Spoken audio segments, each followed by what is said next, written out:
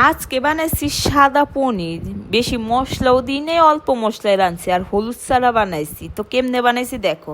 300 গ্রাম পনির লইছি, পনিরের মধ্যে দিছি ব্ল্যাক পেপার, লবণ আর দই দিয়া ভালো করে মাইখা 10 মিনিটের দিকে রাইখা দিমু। এখন একটা কড়াইতে জল নিছি, জলটা গরম হইলে পেঁয়াজ দিছি, আদা দিছি অল্প, 3-4টা কাঁচা লঙ্কা, 3-4টা রসুনের কুয়া দিয়ে ভালো করে সিদ্ধ করে লইছি। ঠান্ডা হইলে এটার পেস্ট করে লমু। আর এই যে পনিরটা মাখাই রাখছি, একটা কড়াই অল্প তেল গরম করে পনিরটারে লাল লাল করে ভাইজা উঠাই নিমু। তো কড়াইয়ের মধ্যে অল্প তেল দিছি, গোটা গরম মশলা দিছি, আর ওই যে সিদ্ধ করছিলাম পেঁয়াজ রসুন আদা, ওইটার পেস্টটা দিয়া দিলাম। দিয়া ভালো করে মিশিয়ে 2-3 মিনিট কষাই, আর পনিরগুলারে দিয়া 5-7 মিনিট ভালো করে কষাই লমু। কষাই একটু ব্ল্যাক পেপার আর লবণ দিয়া ভালো করে মিশাইয়া দুধ দিয়া দিমু। 300 মতন দুধ দিছি, যেই গাঢ় গাঢ় হয়ে গেছে তখন দিয়া দিছি গরম মশলা আর একটু কস্তুরি মেথি। বাস নামাই নিলাম। নামাই একটা বাটির মধ্যে উঠাইয়া ওপর দিক দিয়ে দিয়েছি ধনিয়া পাতা।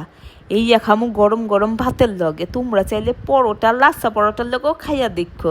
একবার খাইলে বারবার খাইতে ইচ্ছা করবা, আর খাওয়ার সময় আঙ্গুল 4টা পুইট্টা খাইবা।